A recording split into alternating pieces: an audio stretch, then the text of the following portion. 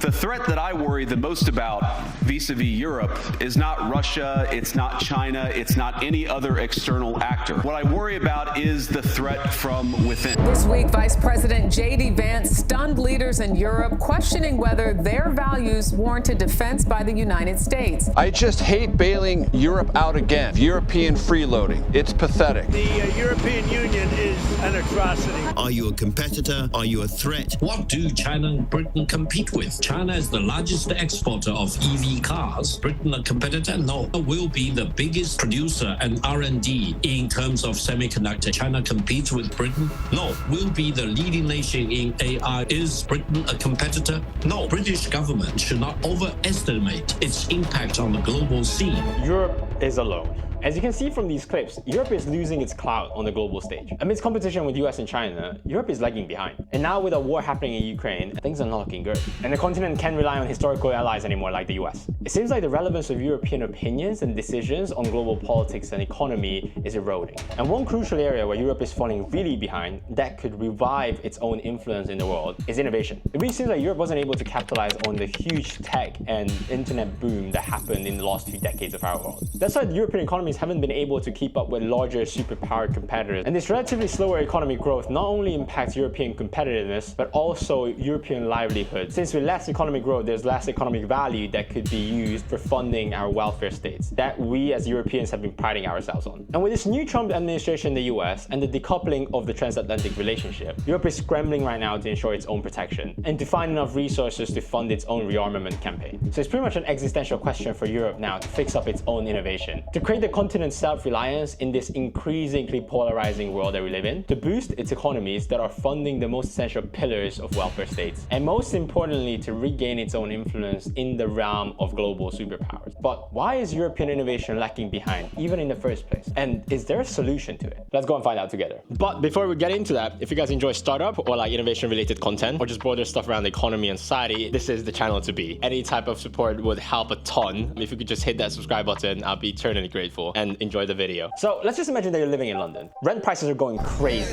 Like, you are overpaying just to have a roof above your head. Then you go to a local supermarket and look at grocery prices, and you realize that these prices have been risen like so much more compared to the last few years, while your actual salaries in real terms haven't really grown in the same way. Then you head into the tube and it's crowded, disgusting, stuffy, very badly maintained. And then you start thinking, where are all the taxes going that I'm paying through my job? Because clearly it didn't really fund public transportation that much. Is it maybe healthcare? But then you think about it, the National Healthcare Service here in the UK is not doing great either. They're operating much more over their own capacity, and there's always issues with their budgeting and funding. And even if you just think about general public infrastructure within the UK, for example, our water system, they are eroding year by year. That's why scandals like Thames Water happen, because our government is failing to provide us clean water. And then we don't even have to talk about like the productivity slump that the UK economy is experiencing. That's why it's performing much worse than any other G7 country right now. Well, the UK is quite an extreme case. Since the start of the post-COVID era and also the war in Ukraine, things have been quite bad in Europe. Economic turmoil has taken over everything. For example, European labor productivity have really slowed. It has fallen below 80% compared to the US right now. Then we also have quite poor growth prospects for 2025 across the major economies within the EU. For example, Germany, France, and Italy. All these governments had to submit an austerity policy due to the economic problems that the continent is facing. And the Eurozone doesn't really have much more fiscal space to have lower taxes or spend more on public services, which could boost aggregate demand. Out of all these countries, Germany is currently suffering the most because they had the large exposure towards Russian energy, which after the war in Ukraine kind of dried up. And now the biggest industries in Europe, such as the automotive sector, is getting huge competition from overseas, for example, China and Chinese EVs. And it's not really keeping up right now with the times. So we can see economically, Europe is suffering. And because of its weaker economics, it's getting more and more irrelevant in terms of geopolitics. So the European elites from mainstream parties are under huge pressure because people want answers in terms of why their livelihoods are getting worse and why they're belittled politically by historical allies like the US. These obviously led to very messy elections, which we're not going to get into right now. So while these circumstances are unfolding in Europe, I open up FT and see statistics around youth living standards growing in the US on a much better rate compared to their European counterparts. While each newer, younger generation in Europe have seen the growth of their living standards slow down in the last few decades, especially the UK that literally has sub-zero level growth, the US is steaming ahead, having a 2+% growth since their 1997 cohort. So statistically speaking, younger people in the US are actually living better than us here in Europe. And this could be even reflected just on the simple terms of GDP growth for the US and the EU in the last few years. There's a drastic difference there. And the major reason behind the US's and the EU's growth in terms of its GDP is because Europe wasn't able to capitalize on the tech revolution in the last 2 decades. And this is hardly because that they lack talent who can innovate. It's much more because there's too many systematic issues that are hindering actual commercialization of these innovative breakthroughs that can lead to more economic value being created for the continent itself. Even if you just look at the top 10 publicly traded companies within the world, the majority is dominated by the US and also some companies in China, none of them being European. The total value of stock of Europe's top 7 tech firms is 20 times smaller than their US counterparts, which just shows that Europe doesn't have the same scale like the US, while its population is larger than the United States. A very important driver for innovation and the commercialization of innovative products is startups. But Europe is clearly behind in terms of entrepreneurship and also startup incubation compared to its other counterparts in the US or even Asia. No EU company established from scratch in the last 50 years has a market capitalization over 100 billion euros, while the US has 6 companies valued over 1 trillion. And while there are some phenomenal companies coming out of Europe based in the UK, France, Sweden, for example, if you think about Klarna, Spotify, Deliveroo, they're definitely companies who can push forward technological innovations that can create economic value, that can fund our growth. But somehow even these companies are slumping behind. And with our lack of innovation or entrepreneurial ventures being launched here in Europe, which results in a relative decline in terms of economic performance, this constitutes an existential threat to the European continent, which could be only turned around if we strengthen areas like innovation, R&D, research, and also investments into new technologies and into new technological frontiers. To better understand why Europe has been struggling to build more innovative companies, I hope on calls with 3 Europe-based founders to better understand their own personal experiences and if there is some kind of a better future outlook for us. I founded a tutoring company called Doxa. That's grown now to about 500 tutors, 12,000 hours of lessons, and it's continuing to grow.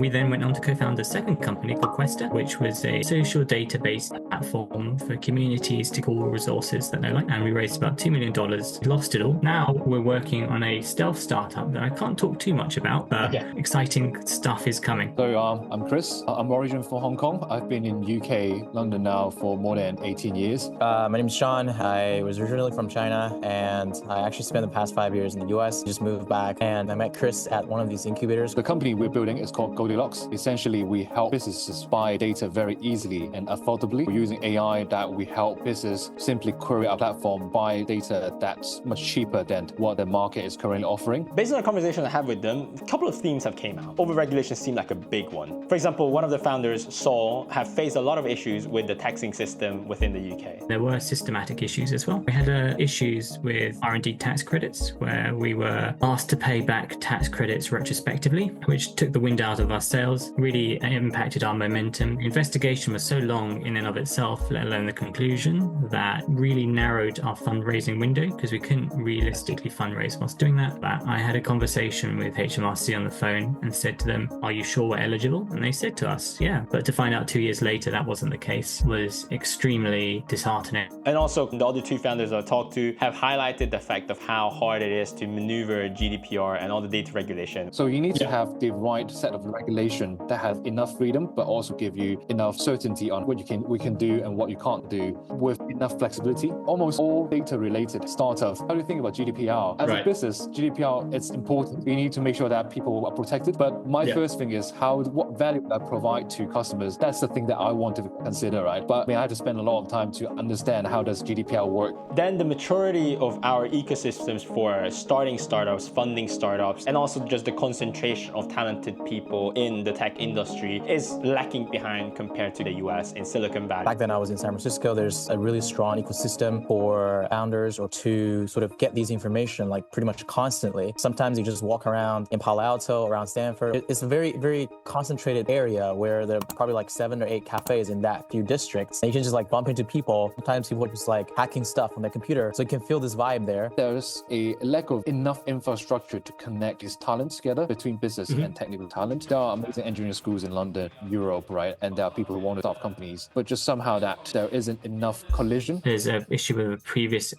ecosystem not really existing outside of specific verticals like fintech, deep tech, medtech, I do not doubt that smart people in any countries wouldn't be able to come up with another brilliant idea just because they're from any specific country. It's usually about the ecosystem that they are building products for and they are getting capital from. Quick example from China is that the Chinese market has a very export-dependent economy where a lot of the so-called startups or businesses from a mass quantity perspective, a lot of them are manufacturers. They manufacture really cool gadgets, electronic devices. Like we're currently using DJ's microphone. Like this is probably one of the best products on the market. I know, I use them as well. So it's just because like they have really good factories there. They have really hard-working people. And in Shenzhen, they just have such a high competition for these kind of electronic devices. And they're all competing for the global market. So anyone who has great or brilliant ideas of hardwares, they probably thrive in that area. Another theme, European investors seem much more risk averse and they want already a set given plan or financial results from an early stage company to be able to invest into them, however still with a lower valuation. And from their perspectives, it seemed like in the US, people are just much more optimistic about opportunities because of the fact that there's a much stronger venture capital ecosystem within the US. There's this sentiment that you need to have a clear mind of what is your business model at a very early stage, which is hard because sometimes startups need to explore, right?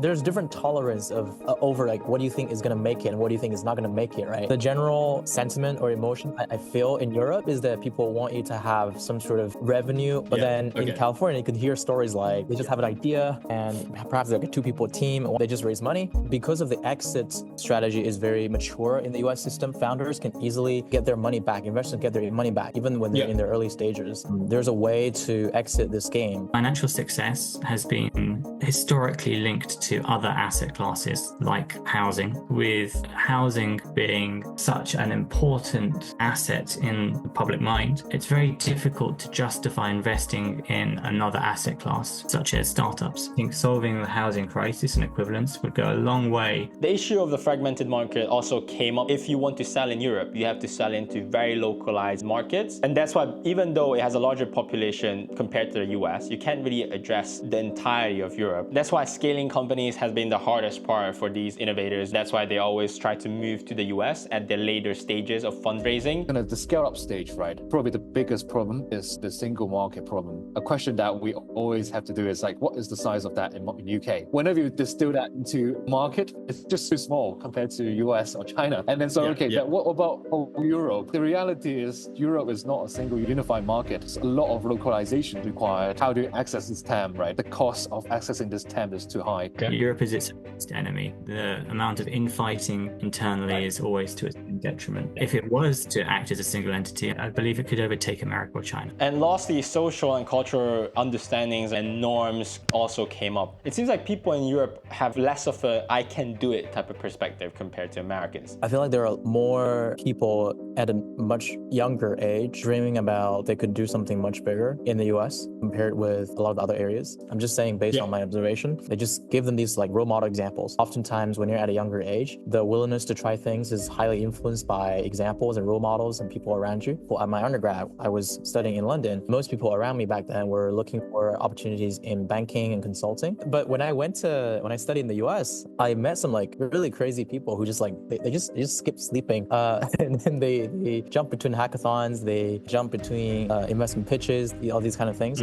I think the blocker sometimes is about can people think they can do it? I guess there's two things, right? There's the classic cliche, but there's a cultural difference where in San Francisco, people are willing to take risk. In Europe, people are much more risk averse. And then you have schemes to try and make them more willing to take on risk. There are definitely people in London who are just as willing to take risk, but the critical mass of them are probably going to be less, partly because you have less people who have worked for big tech companies that have options, that have capitalized into actual assets they can then exchange and have seen the success of that and therefore willing to try and replicate that. And specifically to Britain, it seems like old hierarchies within society is still quite strong in terms of who gets funding. You may have heard the entire history of Britain is class. Before I started this journey, I didn't really feel that was the case, but since starting, I felt that more and more.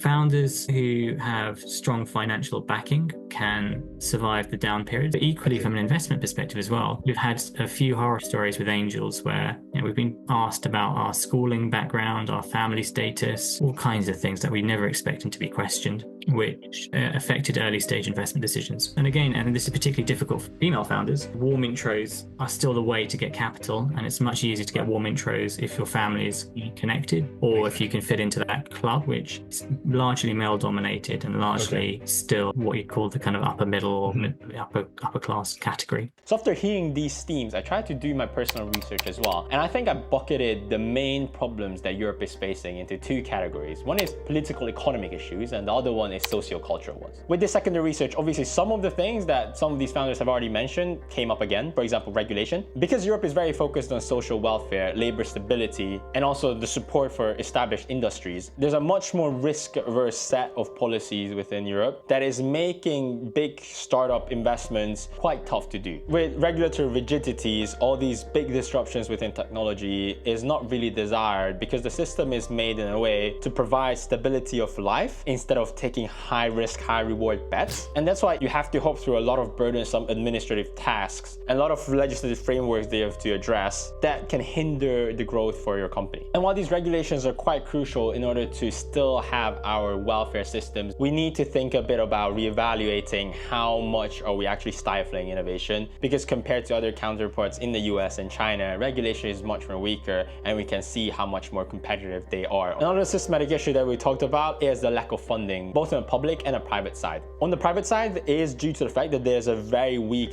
VC funding environment, the VC ecosystem, where venture capitalists would be able to make big bets on companies and getting outside returns out of it. For example, private investments into a booming industry of AI between 2013 to 2023. In the US, there was $235.2 billion being spent, $103.7 billion spent in China, and only $22.3 billion from the UK. And if we look at other European countries beneath UK, Germany, France, and the rest of the EU combined has invested less than the UK alone. Alongside this, there's less amounts of public initiatives, frameworks, and funding schemes that can help these early stage private companies to grow and scale much faster. And even if there are such public initiatives, they're much more policy driven, and that's why they're not really tapping into and helping to shape the current startup and tech ecosystem where VCs are playing. This lower levels of public investment into entrepreneurship, innovation, also translates to lower R&D spend within the region. One example is that US corporate R&D spending is 2.3% of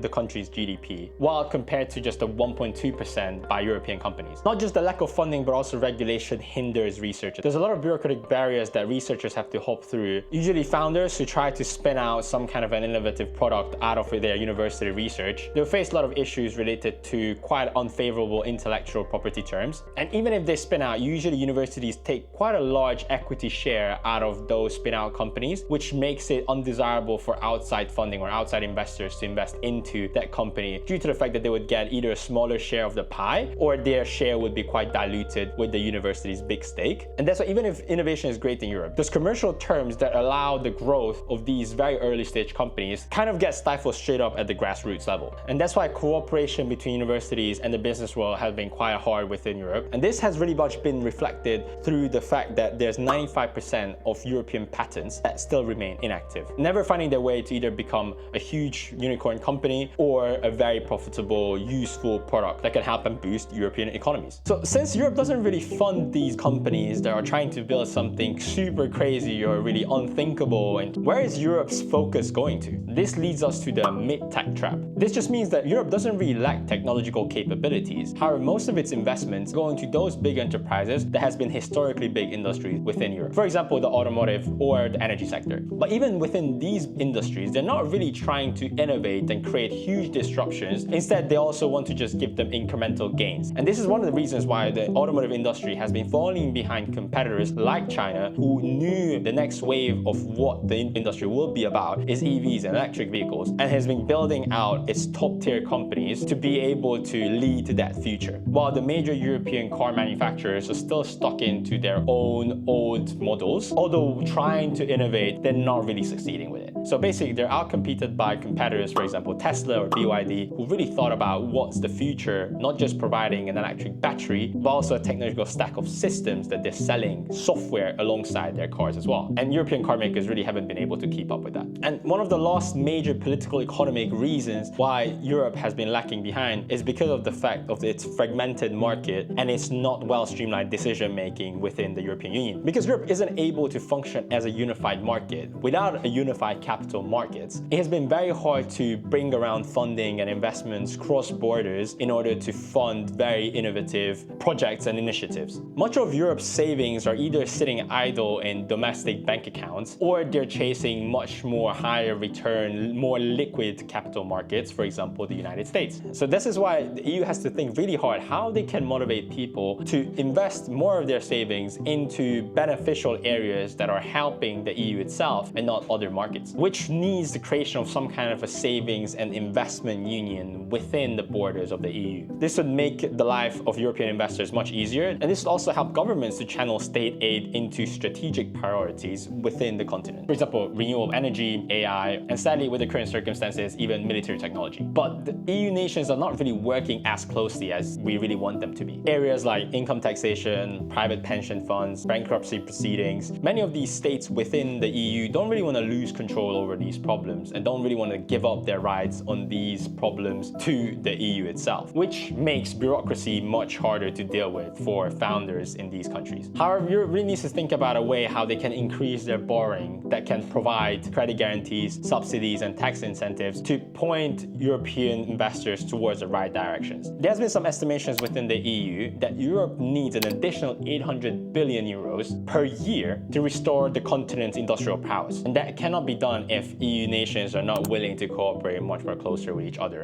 and allow for the facilitation of collective borrowing, which we already seen in 2020 when COVID happened. And without increased borrowing, the EU can't really do much with its current budget. And in this way, they're lacking behind the US or China, where there's an entire huge market that is coordinated on a national level. And with all these systematic issues within Europe in terms of regulation, a fragmented market, low R&D spend, European founders are leaving. And there's a huge brain drain that could be seen between Europe and America. Because of the fact that there's higher valuations and more funding to be received within the US, a lot of European companies would either be bought out by American companies or straight up just relocate to America. For example, DeepMind was originally a London startup that was a very innovative company at the forefront of AI innovation, but they got bought by Google. Also, close to 30% of unicorns, which are companies that are worth more than $1 billion, that were originally founded in Europe between 2008 and 2021, have relocated their headquarters to abroad, majority of them moving to the US. So you can clearly see there's a huge list of big political, economic, structural issues within Europe that is hindering our innovation and our entrepreneurship. But these problems have a much deeper root cause that is based in the social fabric of Europe. First of all, socioculturally, Europe undervalues technology. Technologists, software engineers, technical personnel, engineers are all getting more undervalued and underpaid compared to their counterparts in the US. And while purchasing power-wise, some countries obviously are much more affordable compared to the US, but based on my experience even in the UK, you can clearly see that living costs, housing, and all the different kind of costs that one has in one life is quite comparable to the United States, while salaries-wise, we're much more lower. And here the question comes of like, why are European talent much more undervalued compared to the US counterparts? Obviously, there's a lot of labor market dynamics that happen here, but there definitely is a perspective within Europe where technology is considered much more of a cost rather than some kind of an investment. And in this way, tech talent also seems like much more of a cost rather than an investment. But a larger theme that is quite cliche and everybody talks about it, even the people I have interviewed, is about the risk-averse nature and the risk-averse culture within Europe and not having an optimistic take on somebody being able to complete successfully some kind of a venture that is out of the ordinary. First of all, we have talked about in terms of European investor culture. European investors are not really keen to hear outlandish, crazy ideas that haven't really generated any kind of financial result as of now. While in the US, people are much happier to take big bets like flying spaceships out that are privately owned. Many innovative thinkers and visionaries within Europe are fighting some kind of an uphill battle in order to get sufficient funding. In terms of European founders, there's less of a I can do this type of individualistic mentality.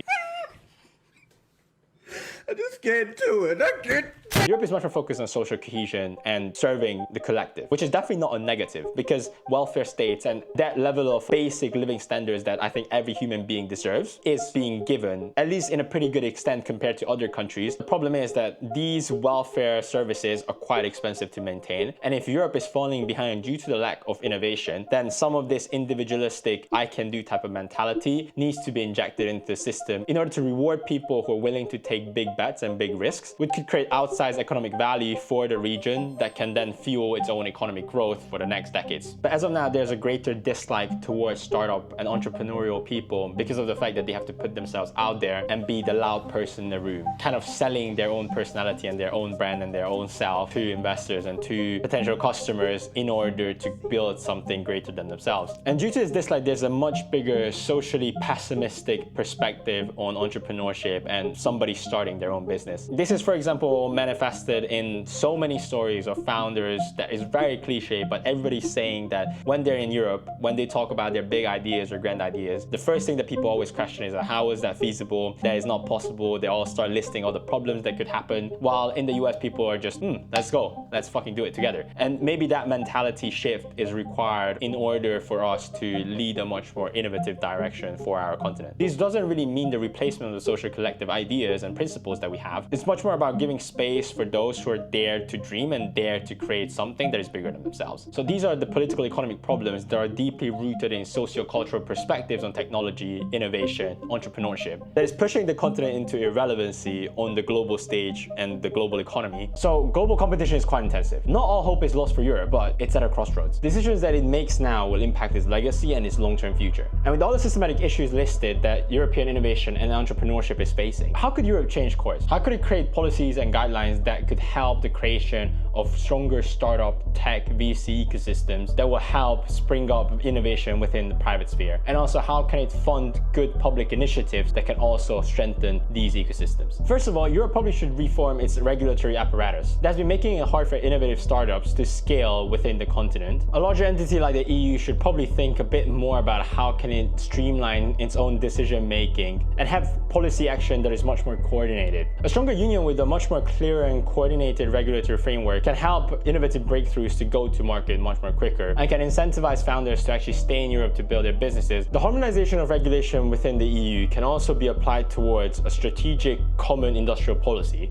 which could help Europe to be competitive through certain protectionist trade policies revolving around key areas like clean tech and EVs, which are usually heavily subsidized or protected by other governments in other regions. Harmonization of legislation can also mean the creation of a single-time legal statute for European-based innovative companies and startups, which would make cross-border operations for these companies much more simpler. Europe should also boost its investments into R&D, both in the public and the private sphere. It should also create certain well-funded initiatives and frameworks that private companies can apply to. Some kind of framework like this in the EU already exists under the name of Horizon Europe that gives out approximately 96 billion euros between 2021 and 2027. But this is still much smaller than what the US has under its ARPA model that allocates $4 billion every single year for innovative or entrepreneurial ventures. And the American ARPA model is much less bureaucratic and has much stronger connections to VCs that allows startup commercialization much more earlier. Lastly, Europe really needs to think about how it could better support the transition from invention to actual commercialization of innovative breakthroughs. It really needs to implement new blueprints, figuring out how royalty sharing should happen between universities and its spin-outs, how it could adopt a unitary patent that can allow an easier process for European companies to register their own IP rights towards the products that they're building. And while it takes longer, Europe should also address its cultural and societal views on entrepreneurship and innovation, and figuring out a way that is a healthy balance between understanding the value between having a welfare state and social cohesion, while also supporting individual risk-taking that leads to economic outcomes that has long-term benefits for the entire continent. While the to-do list for Europe seems quite long, it's already on a good path towards a better ecosystem. While we already know now that European startups usually leave at the later stages to go to the US to scale more, the fundraising stage where they leave or the timeline of their decision of moving are getting pushed back more and more,